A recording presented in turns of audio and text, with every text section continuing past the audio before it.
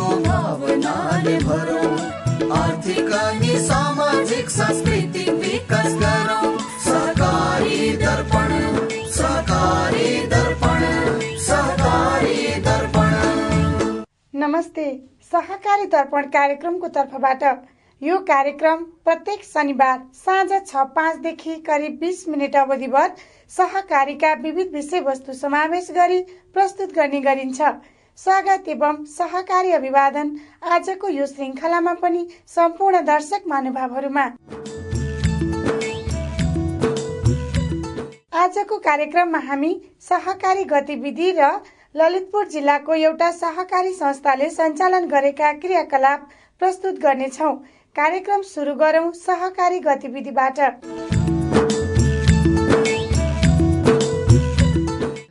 आयात प्रतिस्थापन र सामाजिक न्यायका लागि सहकारी भन्ने मूल नाराका साथ 58औं राष्ट्रिय सहकारी दिवस 2071 साल चैत्र 20 गते एक कार्यक्रमको आयोजना गरी उदयपुर जिल्लाको सुन्दरपुर गाउँ विकास समितिमा रहेको महिला साना किसान कृषि सहकारी संस्था लिमिटेड र स्थानीय सहकारी संस्थाहरूले पनि संयुक्त रूपमा मनाए।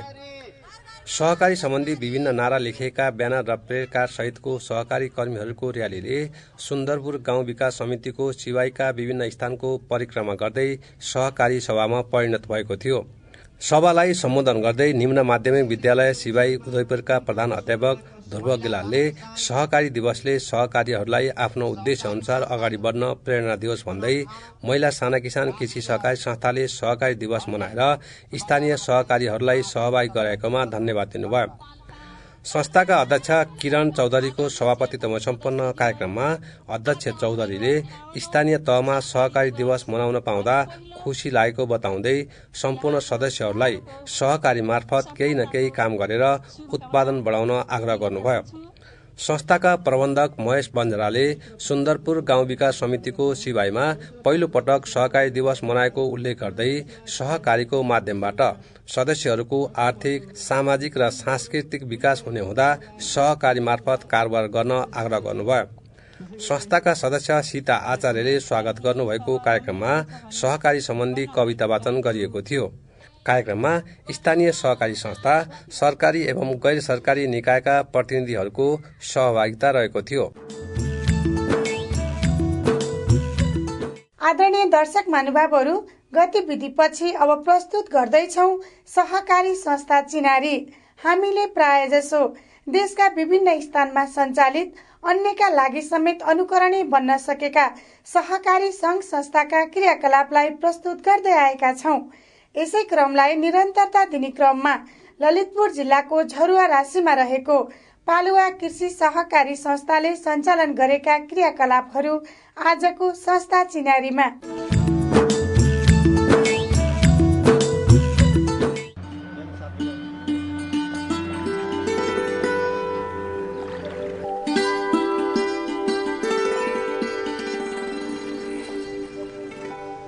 आफ्नै श्रम, सिप र पौरखको भर फैलदो छ सहकारीको लहर। समयको परिवर्तित स्वरूप र माहौलसँगै गति बढाउँदै सर्वमान्य मूल्य, मान्यता र संस्कारलाई आदर्शको रूपमा अंगीकार गरेर पुरातन अन्धविश्वासपूर्ण सोच र व्यवहारलाई परिष्कृत गर्दै अघि बढ्नु नै गाउँ, समाज र सिंगो राष्ट्रको सर्वपक्षीय समृद्धिको आधार मान्न सकिन्छ। सहकारी आज एउटा त्यस्तो अचूक माध्यम बनेको छ जसको दरिलो जराको भरमा फैलिएको अनगिन्ती हाँगाहरूले पूर्वदेखि पश्चिमसम्म फलदायी प्रभाव जमाउँदै गएको महसुस गर्न सकिन्छ। भौगोलिक जटिलता बीच स्थानीयमा विद्यमान गरीबी, अशिक्षा जस्ता अनेकौं कारणले सृजित समस्याका माझ विकासको गति सुस्त बनेको अवस्थामा आफू र आफ्नो समुदायको विकासको लागि आफैद्वारा गरिने प्रयासमा सहकारी एउटा अति नै प्रभावकारी माध्यम बनेको तथ्य हालसम्म प्राप्त उपलब्धिहरूले पनि झल्काएको अनुभूत गर्न सकिन्छ। आज हामी त्यस्तै एउटा सहकारी संस्थाको सेरोफेरोमा छौं। स्थापनाको छोटो अवधिमा स्थानीय, खास गरी महिलाहरूको उत्थानमा लागि परेको संस्था आफ्ना परिवेशका सम्भावनालाई ध्यानमा राखेर महिलाहरूलाई व्यावसायिक बन्न प्रेरित गर्दै आएको छ र भविष्यप्रति बलियो आशा समेत जगाएको छ। ललितपुरको झरुवा राशिमा विक्रम सम्वत 2069 सालमा 25 जना स्थानीय महिलाहरूको सक्रियतामा शुरू भएको पालुवा कृषि सहकारी संस्थामा हाल करिब 600 जना सदस्य पुगेका छन्, जसले आफ्नो नाम र उद्देश्य अनुरूप कृषि क्षेत्रलाई प्राथमिकतामा राखेर आधुनिक खेती तथा कृषिजन्य उद्योगको विकासको लागि दृढ़ रहँदै पाइलालाई अघि बढ़ाएको छ। कृषि क्षेत्रहरूमा चाहिँ विशेष जोड़ दिएर लगानी गर्दै आइरहेका छौं, जसमा पशुपालनमा बंगुर पालन, कुखुरा पालन अनि गाई पालनलाई विशेष जोड़ दिएका छौं र हाम्रो लगाइरहेका क्षेत्रहरू पनि त्यही नै रहेका छन्। र खेतीको कुरा गर्नुपर्दा चाहिँ गोलभेडा खेती, च्याउ खेतीमा हामीले विशेष लगानी गरिरहेका छौं भने त्यसबाट प्रतिफल पनि हाम्रो राम्रै आइरहेको छ। ललितपुरको झरुवा राशि गाउँ विकास समितिलाई कार्यक्षेत्र बनाई सञ्चालन गरिएको यस पालुवा कृषि सहकारी संस्था पूर्ण रूपमा महिलाहरूद्वारा सञ्चालित सहकारी संस्था हो। परम्परादेखि रहँदै आएको महिलाप्रतिको सामाजिक दृष्टिकोणमा परिवर्तन ल्याउने संस्थाले आफ्नो मूल लक्ष्य बनाएको छ नै। यसको साथै सहकारीको मूल्य, मान्यता र सिद्धान्त अनुरूप अन्य दायित्वलाई समेत मनन गर्दै संस्था अघि बढ़िरहेको महसुस गर्न सकिन्छ। संस्था सञ्चालनको छोटो अवधिमा नै यसले पारेको प्रभावको रूपमा यस क्षेत्रका महिलाहरूले गरेको कार्यहरूलाई लिन सकिन्छ। यो बंगुर पालन पनि त्यसैको एउटा उदाहरणको रूपमा हेर्न सकिन्छ। हुन त सहकारी स्थापना पूर्व नै केवल 2वटा बंगुरका पाठा ल्याई थालिएको यो व्यवसायलाई सहकारी संस्थाले थप बल पुर्याउँदै लगेको छ। आर्थिक उपार्जनको दृष्टिले बंगुर पालन फलदायी व्यवसाय रहेको महसुस गर्ने यिनी अनुभव पनि बढ़दै जाँदा व्यवसाय गर्न अझ सजिलो भएको बताउँछिन्। बुङ्गुरपट्टि चाहिँ अलिअलि पैसा हुँदो रहेछ जस्तो लाग्छ कि अब एकमुष्ट बेच्दाखेरि पहिला म कस्तो लाग्थ्यो नि 1000 को नोटै कस्तो होला जस्तो लाग्थ्यो कि अहिले मैले बुङ्गुर बेच्दाखेरि चाहिँ अलिअलि पैसा देख्छु। अब 1.5 लाख 2 लाख भेट्छु। अहिले यहाँ साना ठूला गरी 21वटा बंगुर रहेका छन्। करिब 1 वर्ष पालेर बेच्दा एउटाको 15,000 रुपियाँसम्म पर्ने बताउने यिनी यसैको आमदानीले घर खर्च, केटाकेटीको पढ़ाई लगायत सबै सजिलै चलेको बताउँछिन्। पहिला अर्काको मजदूरी गर्नु पर्थ्यो, अहिले सहकारीको भरले आफै व्यवसाय चलाउन पाएकोमा खुशी छिन्। केही समय अघिसम्म दैनिक गुजाराको लागि गरिने खेती व्यवसाय विस्तारै व्यावसायिकतामा परिवर्तन हुँदै जान थालेको पाइन्छ। उदाहरणको रूपमा यो रहरलाग्दो तरकारी खेतीलाई लिन सकिन्छ। शुरूमा पालुवा सहकारीबाट 20,000 रुपियाँ ऋण लिएर थालनी गरेको यो तरकारी व्यवसाय विस्तारै बढ़ाउँदै लगिएको छ। अहिले सहकारी संस्थाबाट 1 लाख रुपियाँ ऋण दिएको बताउने यी व्यवसायीले यो तरकारी खेती 5 रोपनीमा गर्दै आएकी छिन् र फाइदा पनि राम्रो मिलेको बताउँछिन्। पहिला आमदामी हुन्थेन, अब खेती हुन्थेन, त्यही कमाएको भर हो। अनि त्यसैले गुजारा गर्नु पनि अहिले तरकारी अलिक गर्न थालेपछि सुविधा पनि भयो। पैसा अब अन्त कमान जानु परेन। जस अब पहिला चाहिँ हिउँदामा हुन्थेन, अहिले हिउँदासँग त 3 लाख जस्तो हुन्छ होला।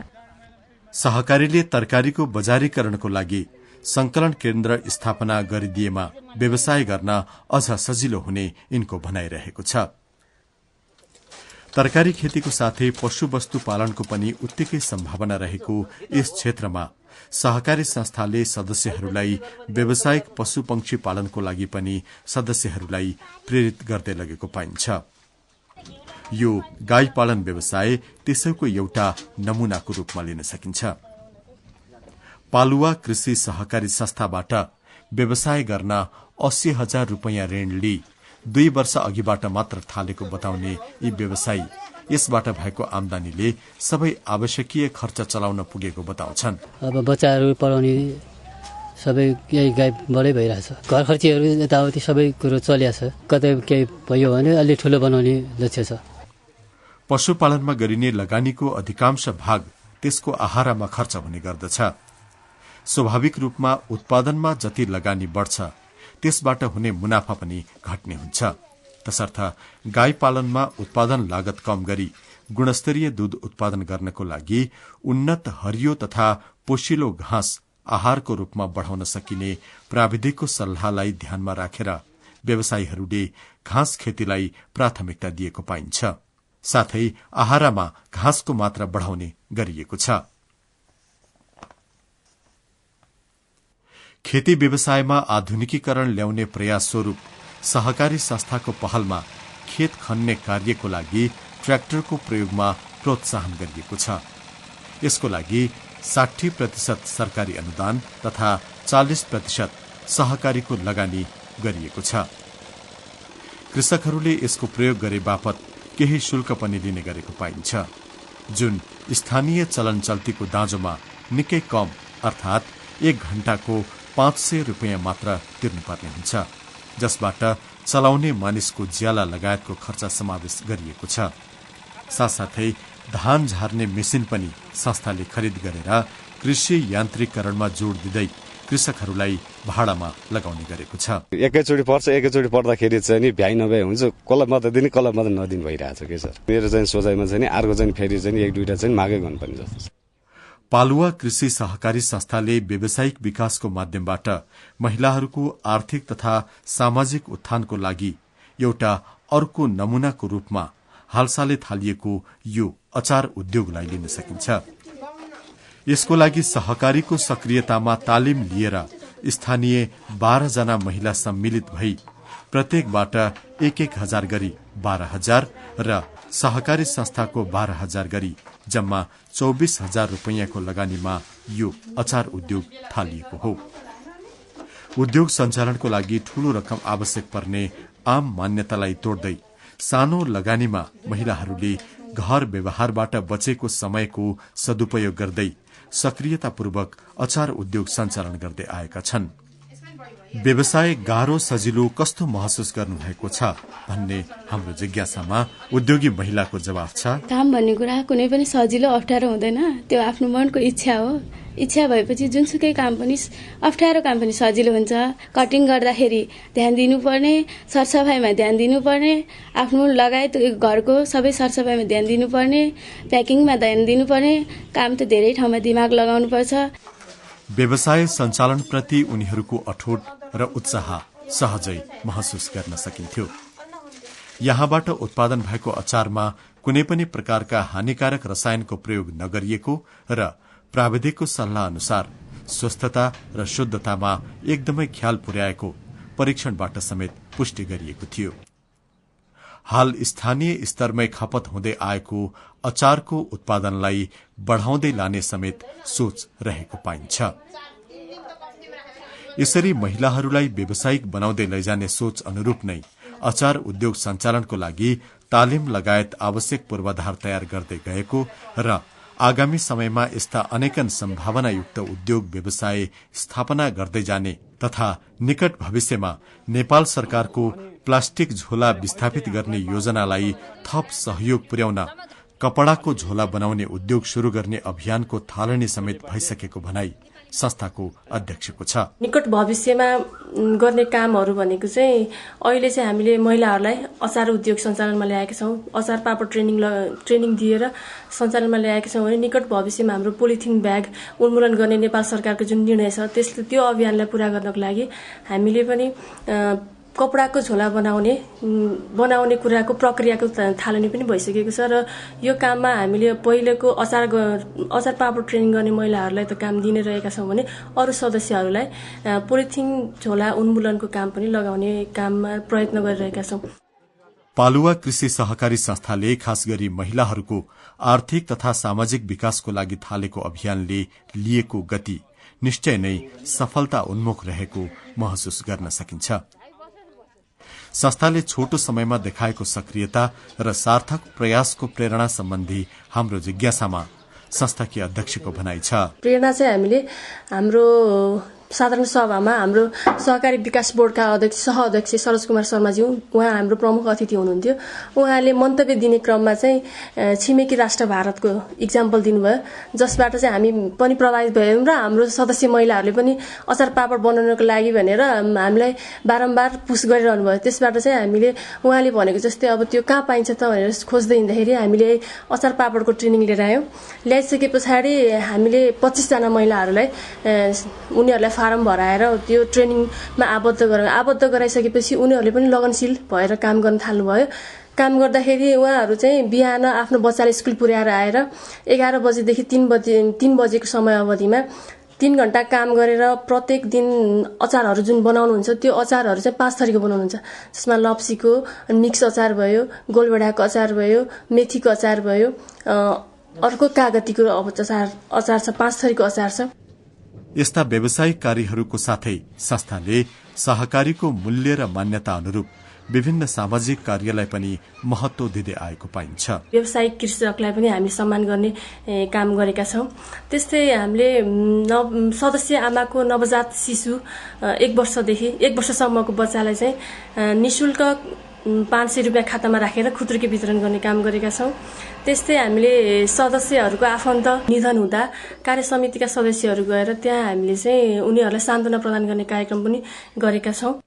खास गरी शिक्षा नै विकासको आधार रहेको मान्यता अनुरूप कार्य क्षेत्रभित्रका बासिन्दाको शैक्षिक विकासमा प्राथमिकताका साथ कार्य गर्दै आएको भनाइरहेको छ। हामीले प्रत्येक वर्ष एसएलसी परीक्षामा उत्कृष्ट अङ्क ल्याउने झरवा राशि गाविसभित्रको स्टुडेन्टलाई एक छात्रालाई हामीले सम्मान गर्दै आएका छौं। गाविसबाट अन्तर्विद्यालय निबन्ध प्रतियोगिता गरेर त्यसमा हामीले नगद सहित सम्मान गरेका छौं विजयी विद्यार्थीलाई।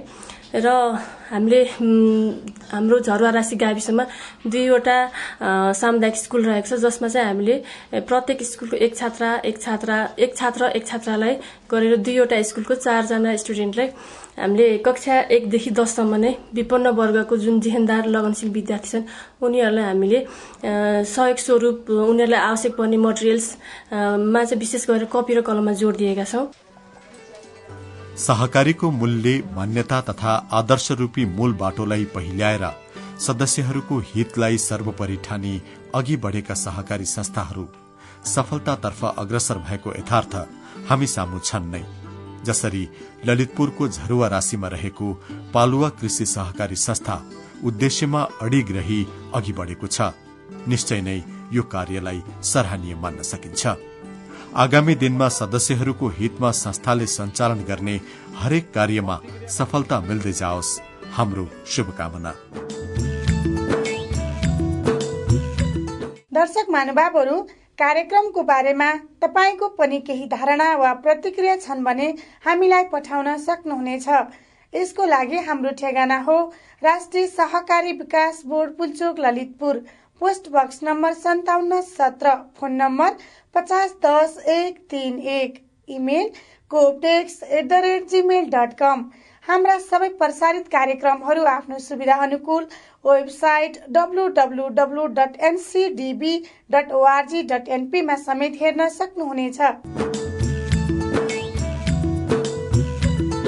हवस् त दर्शक महानुभावहरू, आजको हाम्रो कार्यक्रमको निर्धारित समय सकिने लागेको छ। सहकारी सम्बन्धी विविध सामग्री लिएर आगामी शनिबार साँझ 6:05 मा भेट्ने बाचा गर्दै आजको सहकारी दर्पणबाट हामी सबै बिदा चाहन्छौं। नमस्ते, जय सहकारी।